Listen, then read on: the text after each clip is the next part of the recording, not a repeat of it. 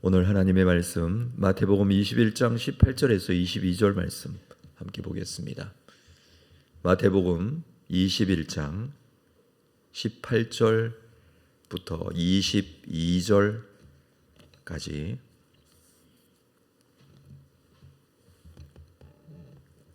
말씀을 한 절씩 교독하겠습니다. 이른 아침에 성으로 들어 오실 때에 시장하신지라.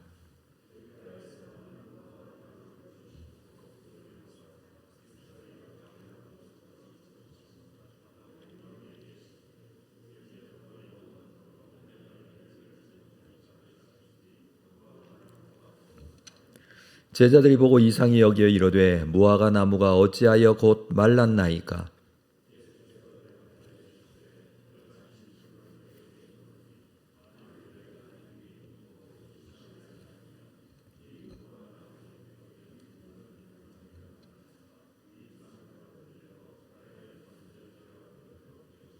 함께 읽습니다. 너희가 기도할 때에 무엇이든지 믿고 구하는 것은 다 받으리라 하시니라.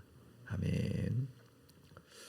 예수님의 마지막 일주일의 여정이 진행이 되고 있습니다.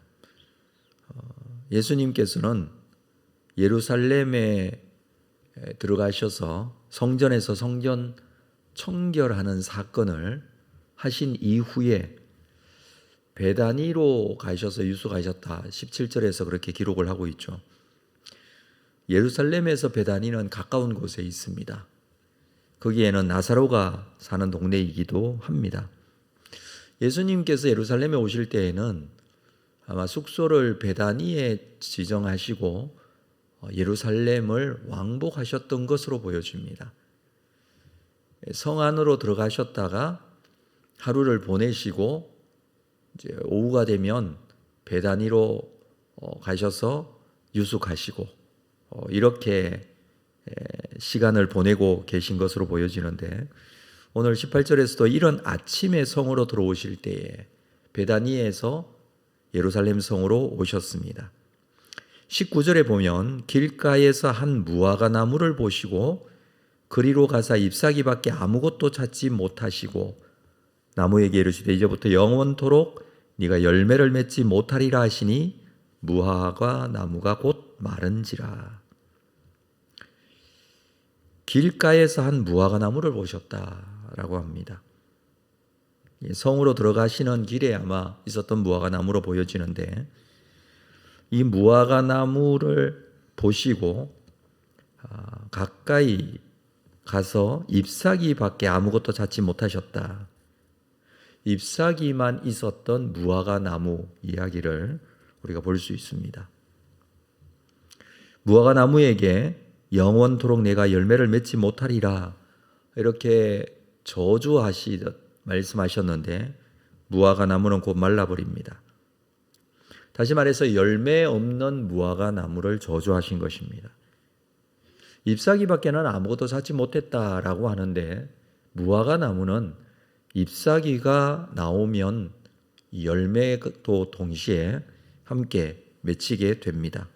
그래서 멀리서 보면 그 나무에 무화과 나무 잎사귀가 있다라는 것은 열매가 있다라는 것을 말해주는 것이기도 합니다.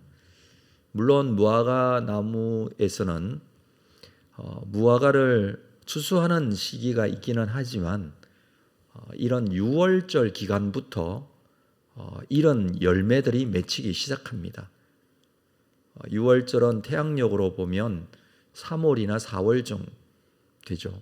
이때로부터 시작해서 초막절까지, 초막절은 9월이나 10월 정도에 있는 절기인데, 그때까지 무화과 나무는 열매가 맺혔다가 졌다가 이렇게를 반복합니다. 지금 이런 시간이기는 하지만 예수님께서 십자가에 달리신 시간이 6월절 기간이니까 일찍 열매가 맺히는 무화과 나무는 벌써 열매가 맺히는 그런 기간이기도 합니다. 문제는 그 나무가 잎사귀가 있느냐, 그게 중요한 것이죠. 잎사귀가 나와 있다는 것은 열매가 있다라는 것인데, 이 나무는 잎사귀는 있지만 열매는 없습니다. 그래서 예수님께서는 열매 없는 무화과 나무를 저주하십니다. 물론 이것을 통해서 말씀하시고자 하시는 내용이 있죠. 가르치시고자 하는 내용이 있습니다. 21절을 볼까요?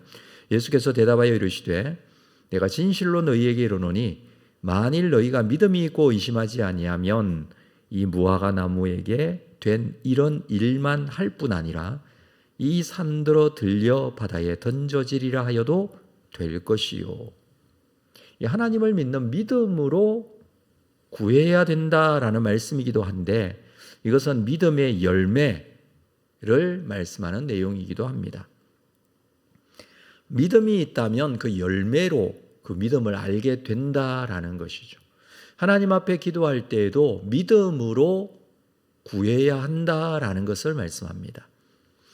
무화과 나무를 보면 구약 성경에서 이 무화과 나무는 이스라엘 민족을 상징하는 나무이기도 합니다. 대표적으로 포도나무와 함께 무화과 나무가 이스라엘 사람들에게는 대표적인 과실나무입니다. 무화과는 식용으로 주로 많이 사용이 되어졌지만 때로는 약용으로도 사용되어졌던 나무입니다. 이 무화과 나무는 이스라엘 백성들의 이 실생활과 굉장히 밀접한 그런 연관이 있는 나무의 열매였습니다. 특별히 무화과 나무가 이스라엘을 상징적으로 보여준다라는 말씀을 드렸는데 이 무화과 나무가 열매가 없다라는 것은 지금 이스라엘이 현재적인 이스라엘의 영적인 상태를 보여주는 그런 것이기도 합니다. 그 당시 이스라엘 사람들의 신앙의 상태가 형식적인 신앙만으로 내용이 없는 그런 모습을 보여주고 있죠. 특별히 예수님께서는 성전 청결 사건 그 이후에 이 사건을 말씀을 하시면서 지금 종교 지도자들이 가지고 있었던 그들의 형식적인 신앙, 믿음의 모습들, 그 모습은 보여지는 것은 있지만 눈에 보여지는 무화과 나무의 잎사귀처럼 눈에 보여지는 형식은 있지만 실제적으로 그 안을 들여다보면 내용이 없고 열매가 없는 모습이다라는 것이죠. 무화과 나무도 잎사귀는 있었지만 열매가 없는 것과 같이 이들의 신앙의 형식이라는 것이 남아 있어서 형식적인 모습들, 하나님께 나와 예배하고 또는 심지어 성전에 머물면서 그런 제사라든지 신앙의 모습들은 그대로 가지고 있었지만 그들이 하나님을 믿고 믿음으로 구하고 믿음으로 구한 결과가 있고 또 그 믿음의 놀라운 은혜와 역사들을 보여주는 것에는 그 열매가 나타나지 않고 있었다라는 것을 지금 예수님께서 이 무화과 나무 사건을 통해서 말씀하고 계시는 것이죠. 열매로 그 나무를 알 수 있다고 했습니다. 우리는 때로는 그 나무가 무슨 나무인지 잘 알지 못하지만 꽃이 피고 열매가 맺히면 이 나무가 이런 나무이구나. 그런 것들을 알 수 있듯이 열매는 그 나무의 굉장히 중요한 부분이라고 할 수가 있겠죠. 특별히 무화과 나무는 열매가 없으면 쓸데가 없는 나무입니다. 열매로서 사용 가치가 있는 나무라고 할 수가 있겠죠.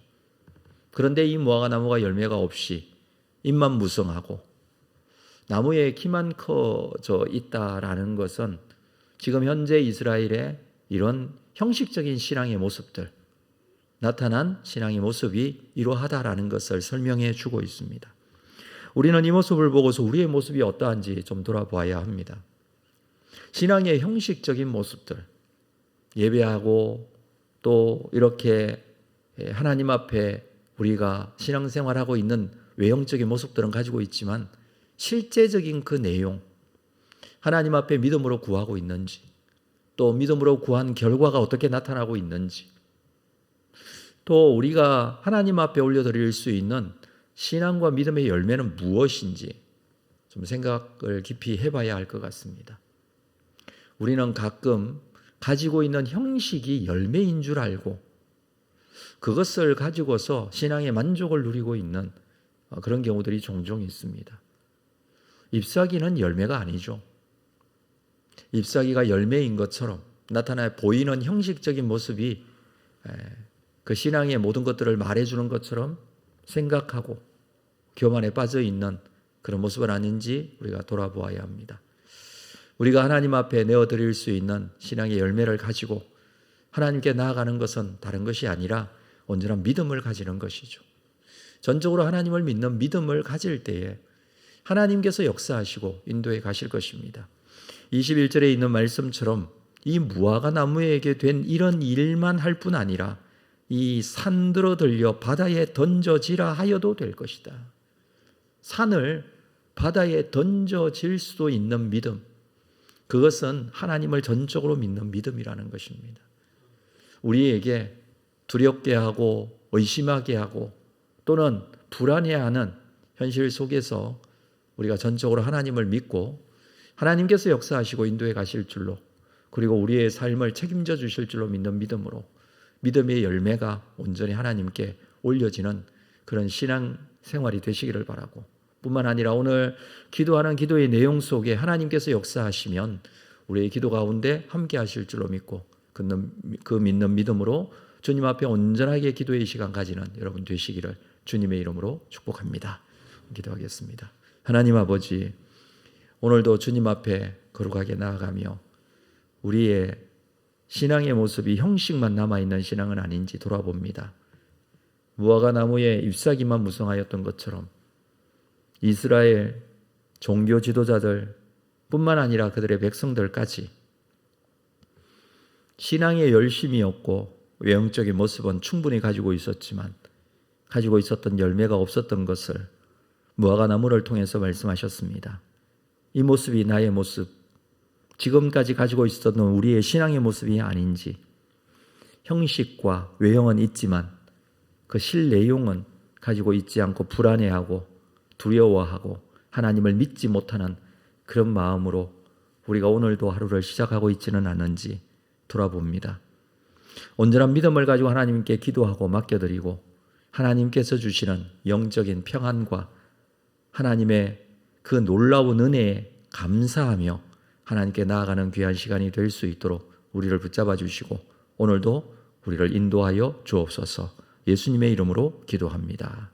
아멘.